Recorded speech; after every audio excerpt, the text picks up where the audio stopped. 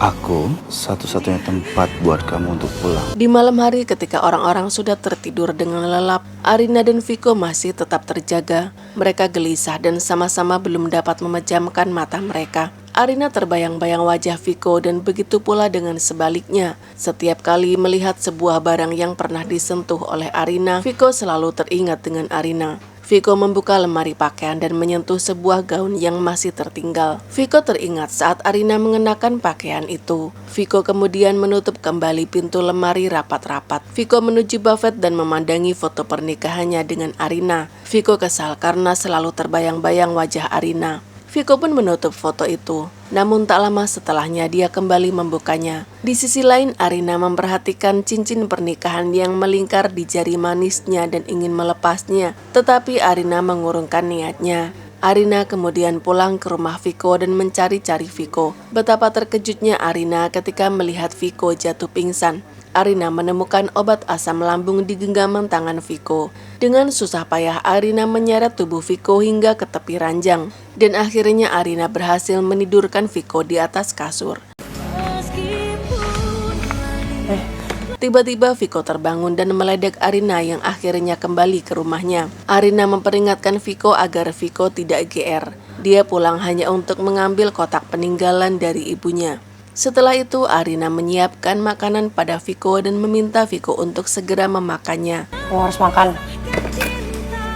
Kamu masak sendiri? Viko tidak boleh telat makan karena memiliki riwayat sakit asam lambung. Viko tiba-tiba begitu manja. Dia minta dibangunkan oleh Arina. Enggak lah, repot banget. Ayo bangun, makan. Tetapi ketika Arina ingin membangunkannya, Viko malah menarik tubuh Arina hingga Arina terjatuh ke dalam pelukan Viko.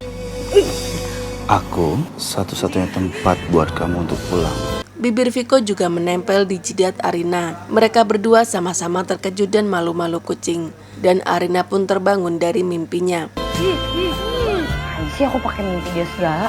Dia merasa kesal karena mimpi dicium oleh Viko. Arina mengusap-usap jidatnya dengan kasar untuk menghilangkan bekas ciuman Viko. Dan gara-gara itu semua kalian menginterogasi saya. Pak Baskara tidak suka ketika tiba-tiba Reno dan Hana masuk ke dalam kamarnya dan menginterogasinya. Mereka yakin Pak Baskara mengetahui tentang laki-laki yang memakai gelang berbandul kepala kuda yang ada di lokasi saat Bu Farida dihabisi. Jangan bohong sama kami. Jadi kamu menuduh saya berbohong?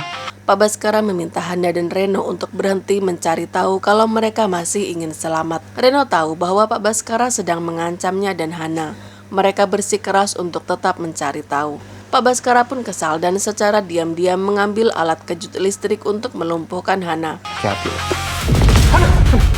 Hana jatuh pingsan. Reno marah, tetapi dengan cepat Pak Baskara mengambil pot bunga untuk dihantamkan ke kepala Reno. Lalu kemudian Pak Baskara menyeret tubuh Hana dan Reno ke halaman dan menyiramkan bensin ke tubuh mereka. Saya sudah bilang sama kalian, jangan campuri urusan yang kalian tidak pahami. Mereka syok dan memohon-mohon agar Pak Baskara tidak menghabisi mereka berdua. Pak Baskara tidak peduli. Dia tetap menyalakan korek api untuk membakar hidup-hidup Hana dan Reno. Saya sudah peringati kalian semua.